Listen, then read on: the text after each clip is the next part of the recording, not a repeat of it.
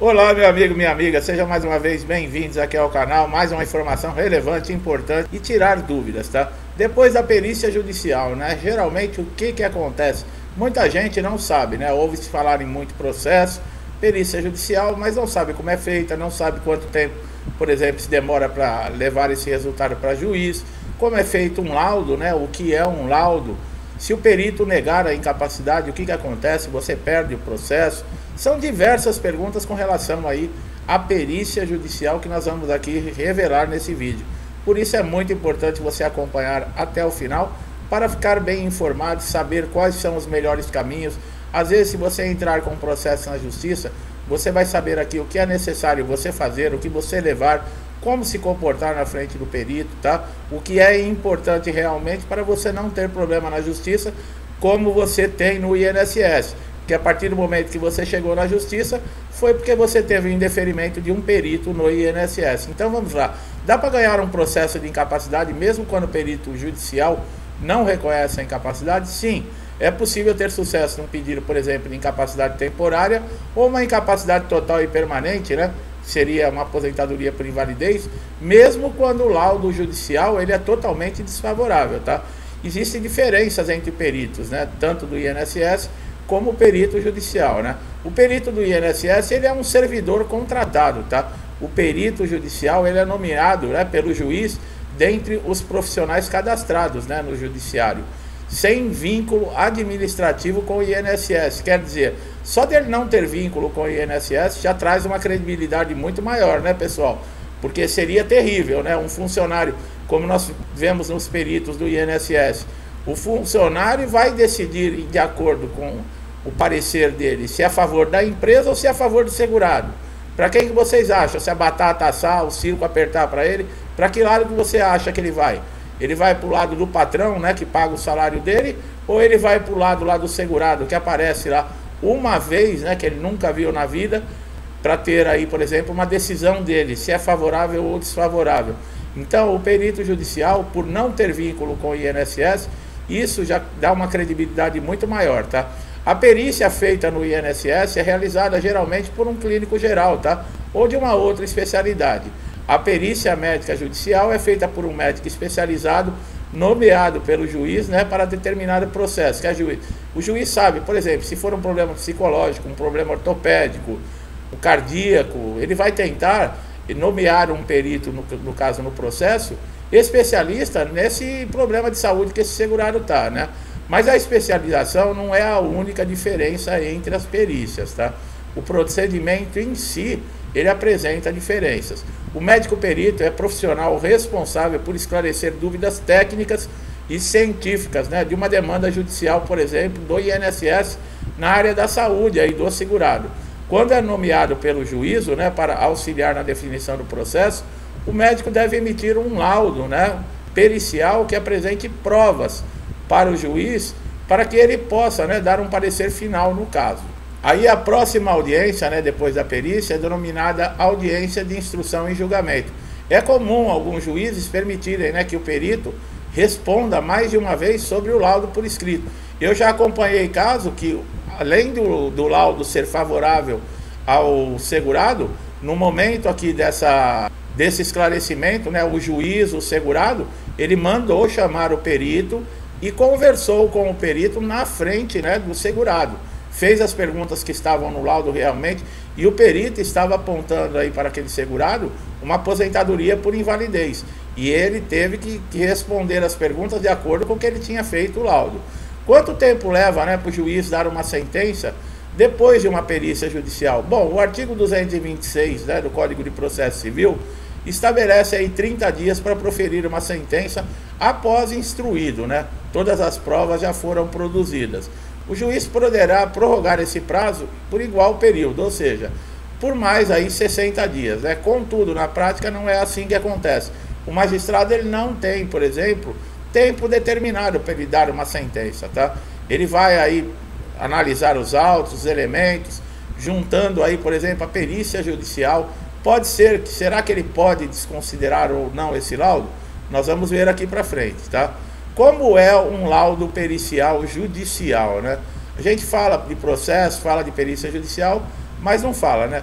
No laudo, o perito deve apresentar sua fundamentação em linguagem simples e coerência lógica, indicando como alcançou as suas conclusões. Quer dizer, ele não pode colocar ali o que ele quiser.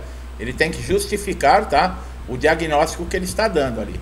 É vedado ao perito ultrapassar os limites de sua designação, bem como emitir opiniões pessoais que excedam o exame técnico ou científico, né, do objeto da perícia. Olha aí, ele não pode, de maneira alguma, nesse caso que eu falei que o juiz chamou o perito na frente do segurado para responder algumas perguntas, ele tem que ser técnico ali, tá? Ele não pode falar, eu acho que ele está com algum problema, ou acho que ele não tem problema. Não, ele tem que ser técnico. Não, ele me apresentou um laudo, ele tem, por exemplo, um problema cardíaco, nós analisamos, avaliamos, e o exame tal, assim, assim, assado, negou que ele tem algum problema, ou então confirmou realmente, né, a suspeita. É assim que deve proceder. Nunca ele falar, eu acho. O juiz não quer a opinião do perito, ele quer um laudo técnico e científico, tá? Então é assim que é um laudo judicial, tá? Diferente do INSS, como eu falei, né? Às vezes alguns peritos ali, eles fazem um laudo de acordo com o desejo do patrão, né? O que fazer se o perito judicial negar a incapacidade, né? Dá para ganhar um processo de incapacidade mesmo quando o perito não reconhece a incapacidade. É possível ter sucesso. Por quê? Nesses casos, o juiz ele pode se basear, mesmo o laudo do perito sendo desfavorável, ele pode aí tomar uma convicção dentro dos elementos que foram anexados nos autos. Quais são esses elementos? A documentação que você apresentou, pessoal. O laudo médico, o histórico cirúrgico, exames, relatórios, laudos de tratamento, receituários médicos, tudo isso. Se você já, por exemplo, ficou afastado no INSS, né, por algum auxílio doença, por exemplo, da incapacidade temporária, e de repente foi negado seu benefício, quer dizer, se o INSS afastou é porque existia a incapacidade. Aí você entrou com o processo judicial, o perito judicial diz que não tem incapacidade. Quer dizer, o juiz ele pode tirar uma convicção e desprezar completamente esse laudo, tá? Por isso a documentação, como nós falamos, é muito importante, tá? Um laudo, por exemplo, ele deve ter o seu nome completo, o nome do médico, carimbo, CRM, assinatura, o CID da doença, um histórico, né, daquele momento que você está, como a sua saúde está naquele momento que foi feito o laudo. É uma lesão temporária? Precisar de quanto tempo, por exemplo, para se recuperar? É uma lesão total e permanente que incapacita você para a sua função ou para qualquer outra? Peça para o médico fazer esse histórico, para ele colocar isso no laudo. É importantíssimo. Quanto mais elementos você anexar, por exemplo, num processo judicial, como nós falamos, mesmo que o perito, né, judicial ele seja desfavorável, ele negue que você esteja incapacitado, o juiz pode ignorar completamente o laudo e se basear em cima das informações que ele está tendo na documentação. Então é muito importante, tá? Um processo judicial, né, ele pode demorar aí em média de 18 a 24 meses. Existem regiões que podem sair mais rápido, né? Tem TRFs espalhados pelo país todo. Porém, é preciso analisar, tá? O advogado ele vai saber dessas informações.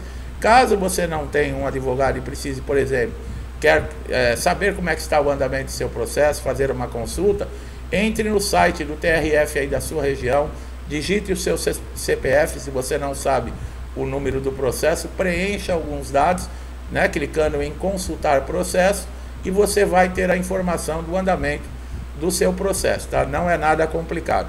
Bom, quanto tempo demora para pagar, né, depois da sentença? O INSS tem 30 dias, tá?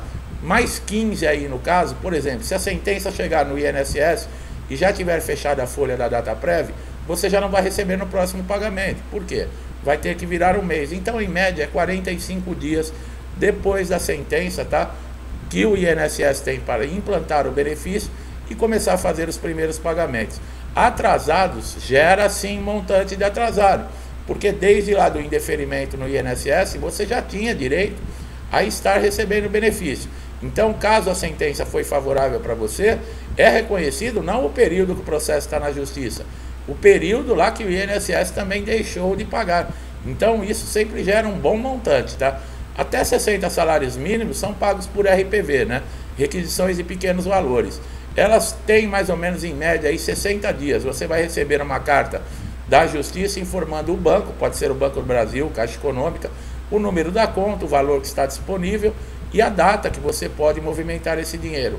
Nessa data você compareça à agência, né, portando um documento oficial, o RG, com foto, tem que ser original o documento, tá, pessoal? E acima de 60 salários mínimos já são pagos em precatórios, tá? Pode demorar até um ano, porque são títulos do governo. E o governo demora, em média, faz uma liberação uma vez por ano. Então, se tiver acabado de fazer a liberação e eles receberam a sua sentença, que é acima de 60 salários mínimos, você só vai receber depois de um ano ou até um pouco mais. Mas tudo corrigido, tá? Com juros e correção monetária. É isso aí, pessoal. São informações importantes. Muita gente ouve falar de perícia judicial e não sabe, né? Eu espero que nós tenhamos aqui esclarecido, tirado dúvidas, trazido esse conhecimento que é importante.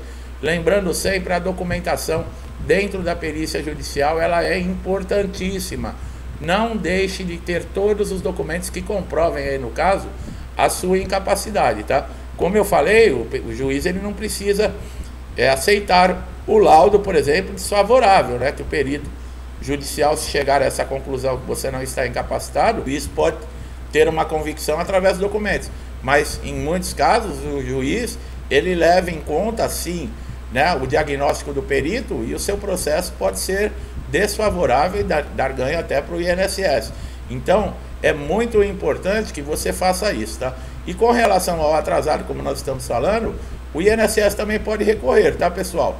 Se ele recorrer, vai para uma instância aí recursal, pode demorar até 3 anos para você receber esses atrasados. Às vezes nós temos comentários aqui no vídeo de segurados falando que eu ganhei o processo na justiça, mas não recebi um centavo de atrasado. Exatamente por isso, porque o INSS recorreu dos atrasados.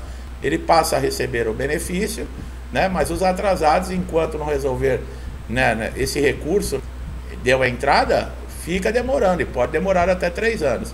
Estamos também aguardando aí a decisão do Superior Tribunal de Justiça com relação aí a processos, né, concedidos pela Justiça, se podem ser, por exemplo, cancelados com uma canetada de um perito do INSS, no caso aí, por exemplo, se chamar para um pente fino.